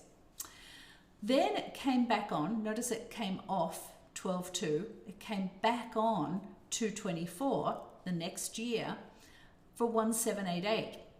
Now remember, my market analysis was 1.8 to 1.850, and I'm pretty darn. I'm on the money. Yeah, I'm a little bit more You're humble. accurate. I'm a little bit more humble than that. I don't want to say I get it right all the time, but I do get it right all the time. Anyway, so it came on below my market analysis figure, but it's had all of this history before. Buyers knew it was on the market, not selling, and it finally sold 83 days later for 1.7. That was between $100,000 to $150,000 less than what its value was when it first came on the market in 2019. That's a concrete example, as close as I can make it, concrete example of why overpricing is the worst thing you can do. Danger of overpricing. Yeah. That home sold for 82% of its sale price to list price ratio. That's one of the... It's rare to see homes that sell for quite that different. So that's one of the lowest there's been. I mean, it's common to see in the low 90s, but 82 is really low. That's a great example of a staggeringly bad pricing strategy. That was a bait and switch. That was someone promising an awful lot more money than the house could support. And the sellers paid the price for it, unfortunately. But anyway, so number one, let me set the stage here for a minute. Let me set the stage here for a minute. It sounds, what does it sound? What's that word? Self-serving. Self-serving. It sounds self-serving to get out into the number one mistake sellers should avoid. It's not hiring the right agent. A lot of folks think that all agents are the same. And most sellers aren't asking the questions they should be asking. There's so many questions you should be asking a listing agent that you're about to hire to sell the most expensive asset that you own. You're hiring someone to sell the most expensive asset that you own. You should be asking them questions. And there's so many questions. We have the top, what are they? The top 10 questions to ask a listing agent. To ask a listing agent, yeah. It's on our website. There's lots of issues with agents, lazy agents, people that will take an offer the day their home comes on the market because they don't want to do an open house over the weekend. Or they don't even bring photos. They don't even get anything organized until the home's been on the market 2 or 3 days. Then they'll put the photos on. We've shown you the data. You have to, the first 2 days are key for the buyer's interest. Or they take few photos, most taken with an iPhone with no prep, blurred, no quality control. A lot of agents make it difficult for buyers agents to come in with their buyers to see the home. I could get on my soapbox about this, but or they. I don't let you do that. Yeah, I know. You used to do that. I don't let you do that. Holding open houses, which turns buyers completely off the home during COVID. So why am I saying this? A lot of agents, well, some agents are doing open houses because they're not doing any other sort of marketing, and they think that, you know, they can get away with not doing the marketing just by holding some open houses. But let's just talk about what happened. We haven't done open houses since the end of March last year. 103% sale price to list price ratio for 2020, not doing open houses. When a buyer, there was a house came on the market a couple of weeks ago, and when one of the agents in our team turned up, there were 20 buyer groups waiting outside to get in to see the home. It's winter. 20 buyer groups outside waiting. Only one buyer group was allowed in the home at any point in time. Well, now if you think about that, let's say it's going to take 20 minutes for a buyer group to wander around the home, and you've got 20 buyer groups at that point in time. That's 400 minutes. 400 minutes, that's over 3 hours that the number 20 buyer group, before they get into the home, number 20 buyer group is going to disappear. They're going to leave. After an hour and not getting into the home, they're going to leave. I'm cold, let's just go. You're going to lose so many buyers who are not going to wait to get inside the home. But let's say there are some agents that just let everyone in willy-nilly, come on in, type of thing, or they'll wait outside because it's not safe to be inside with all of those people milling around the home. The listing agent will wait outside while everyone else is inside. One of our agents in the team took her buyers to one of those open houses, and she said that they walked in the front door and there were 2 buyer groups in the dining room, and there were 2 buyer groups in the living room. The only place that was clear for them to go was up the stairs to the 2nd floor, so they started going up the stairs. As they were going up the stairs, another buyer group's walking down the stairs, so they backed right out and they left the house. But if you can imagine, if a buyer is wandering around that home, they're not paying any attention to the house whatsoever. They're more focused on where other buyers are to try and avoid them. They're not looking at the house. The key thing to getting the highest price for a home is for the buyers to walk in the door and they have a positive, visceral feel as they're walking around the home. They're not getting that in an open house where there's lots of buyers milling around and they're nervous of, trying to avoid people. They're not getting that when they've got 20 minutes to walk around the home, and if they didn't see the home enough in that 20 minutes, they've got to go to the back of the line. This is what one of our agents was saying. That was the rules. You've got to be out of there in 20 minutes, and if you haven't seen it and you want to see it again, go to the back of the line. These are not things to get the buyers excited about a home.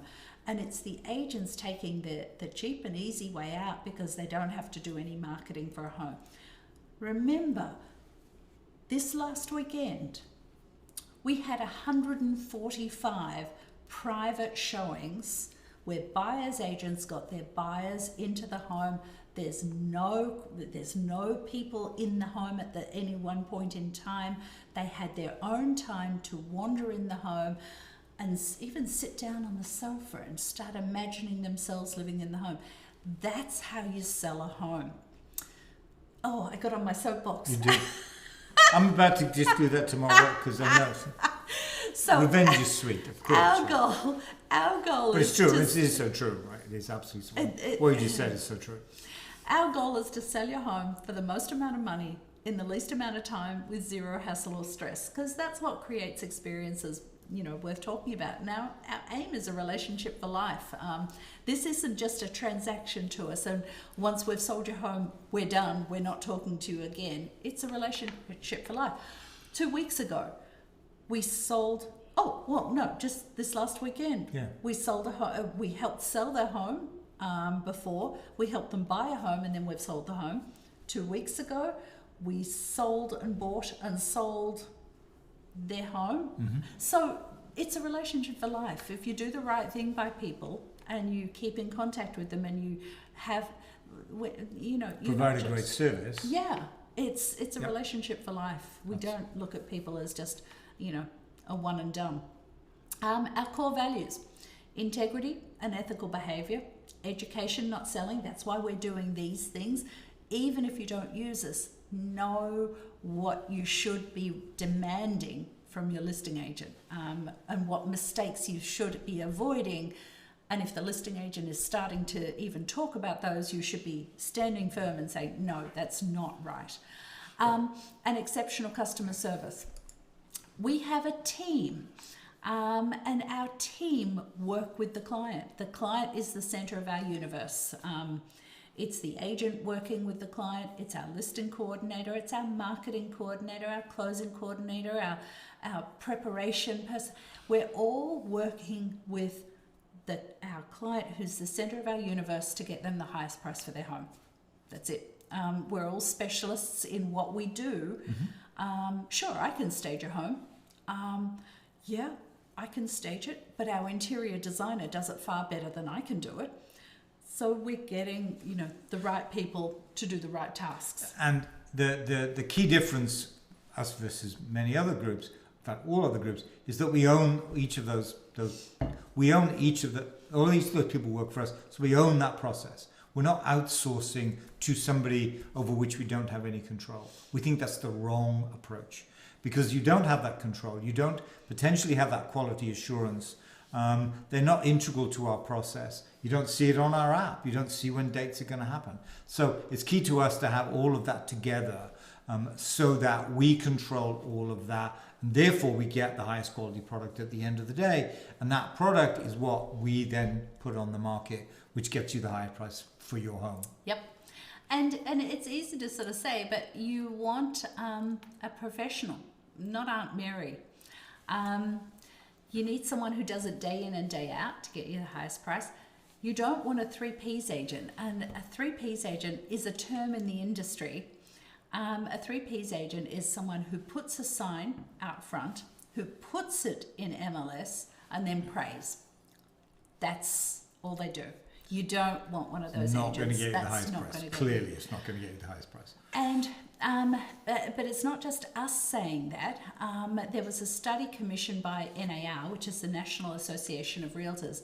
What is the biggest threat to the real estate industry? And the biggest threat that this independent organisation came up with was masses of marginal agents destroy reputation.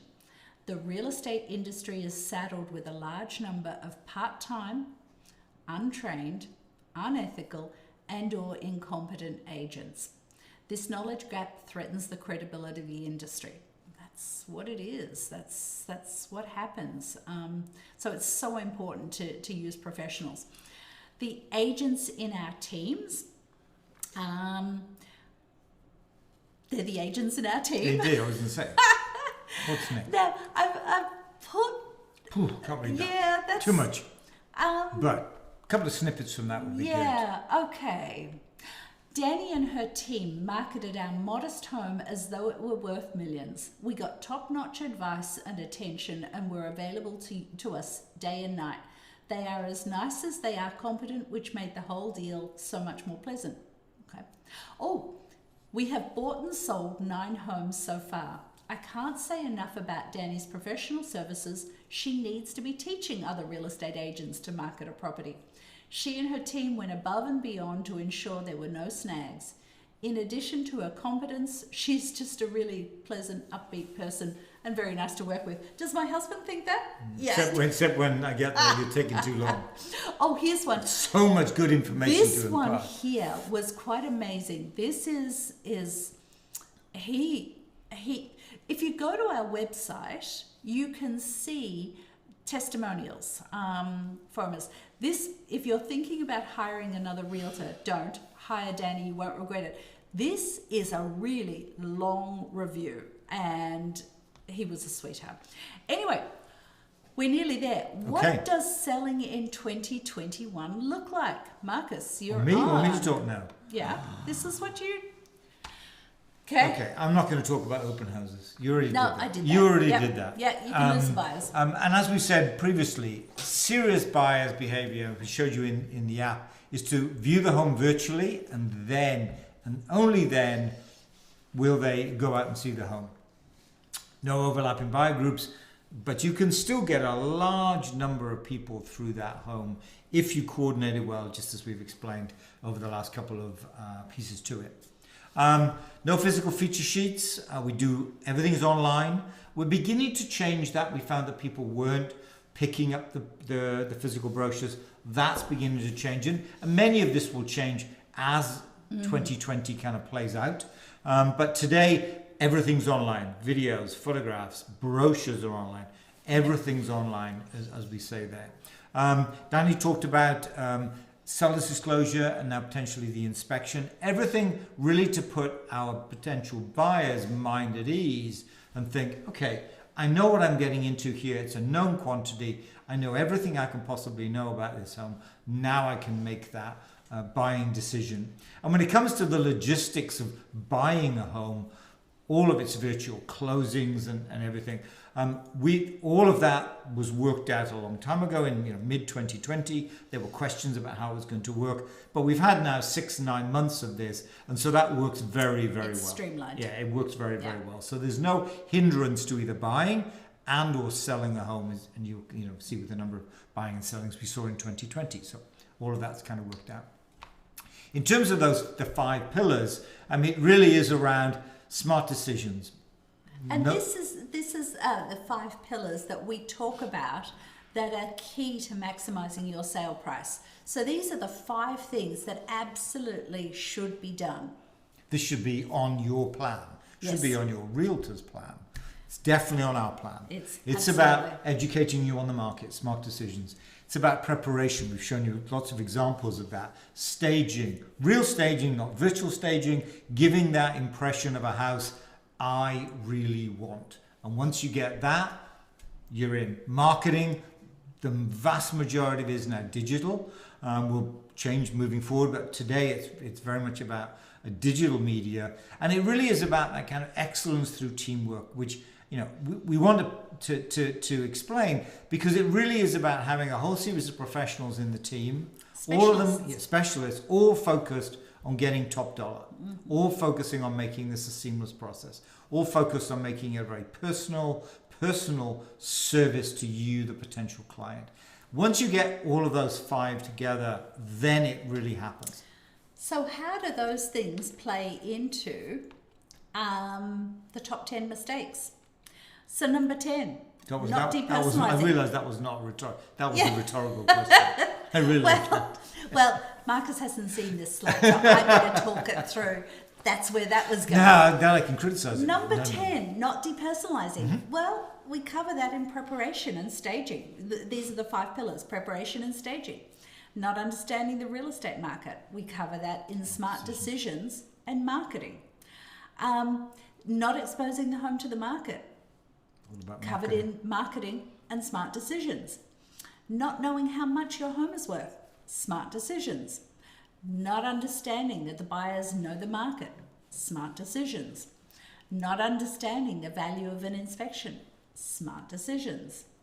Not understanding the value of creating a product. We cover that in preparation and staging. Not having a plan. This is covered in a lot of them. Smart decisions, preparation, staging, excellence through teamwork. Overpricing, smart decisions, and not hiring the right agent.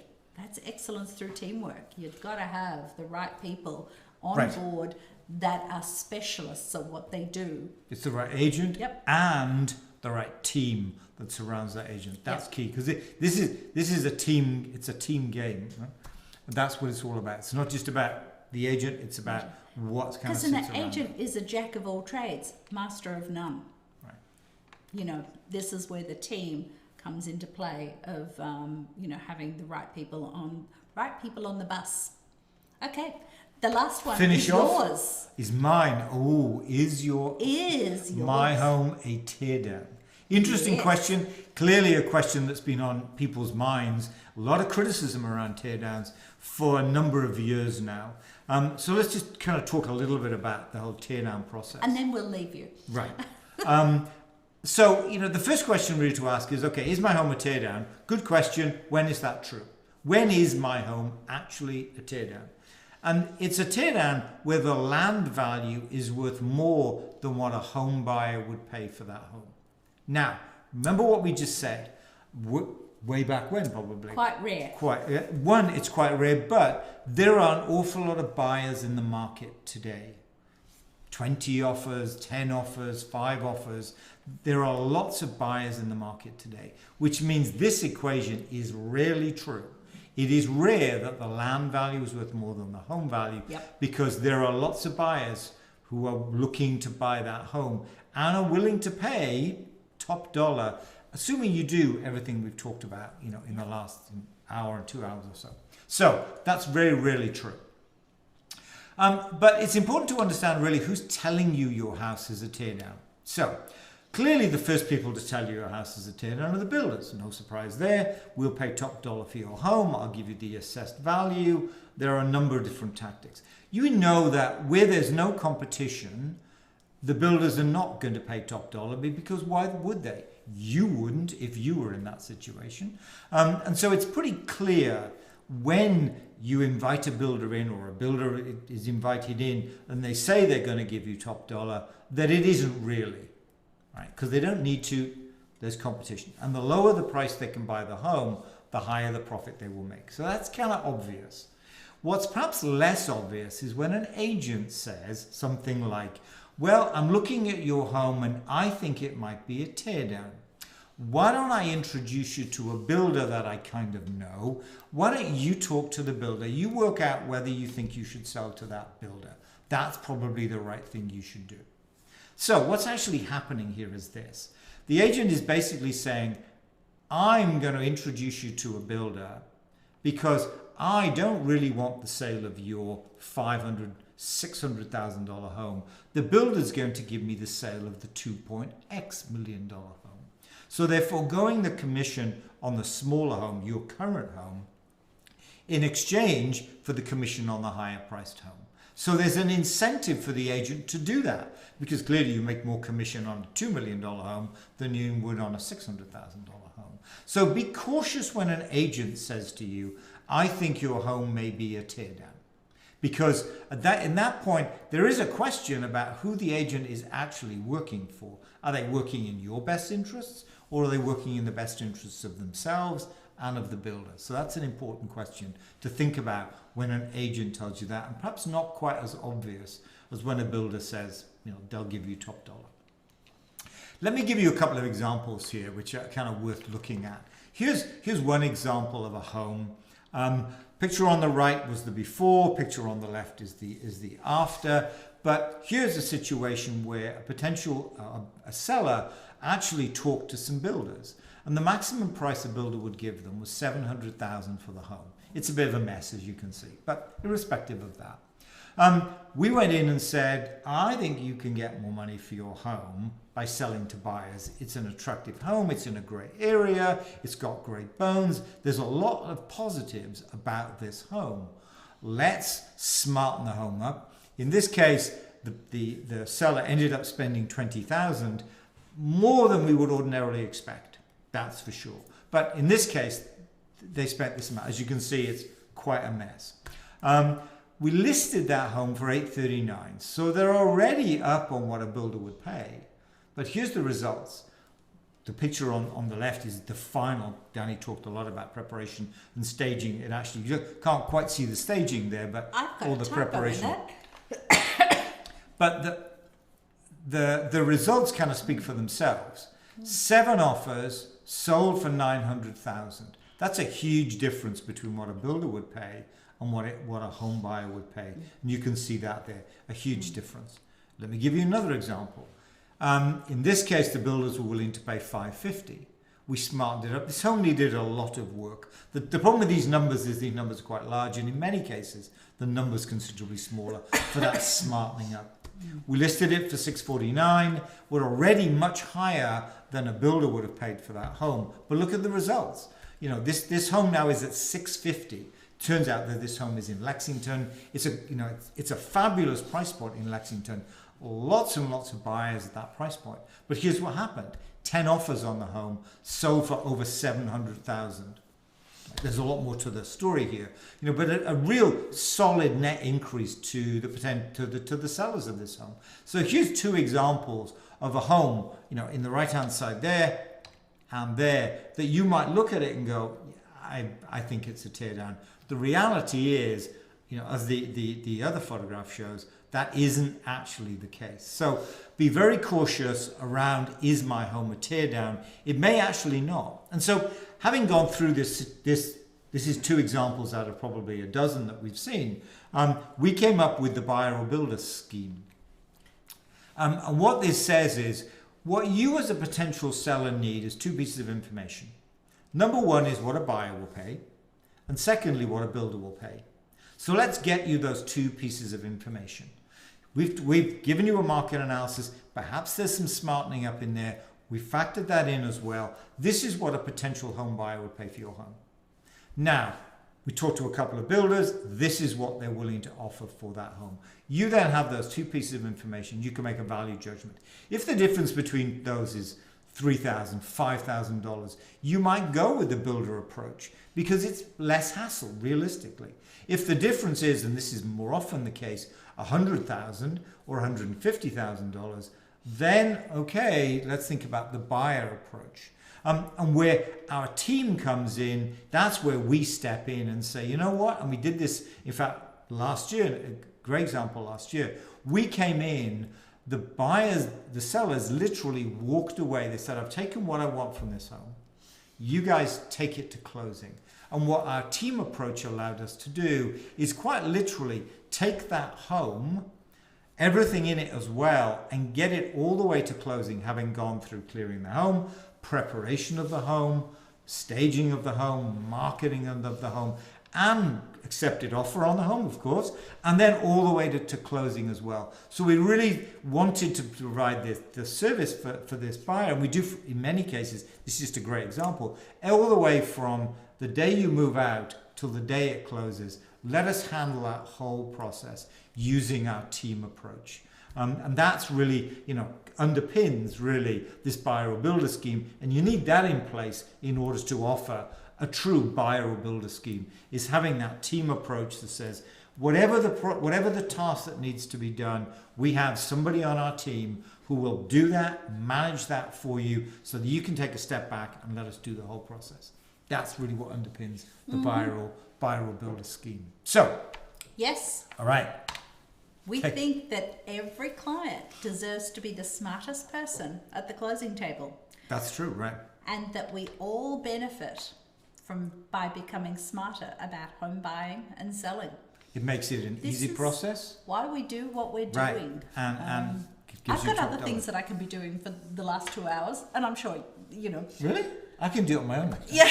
No, don't even But let it's me do that. really, really important to give this information, to get this information out to people so that they understand what's important and what mistakes are commonly made, and to be smarter than anyone else at the closing table.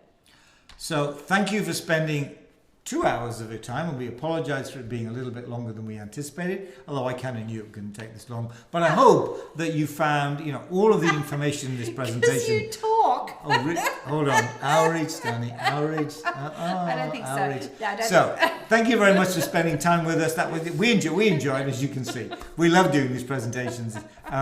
It's such fun, and we hope you get value out of it too. So, with that, I'll say goodbye and bye from Danny too. So, bye. Bye.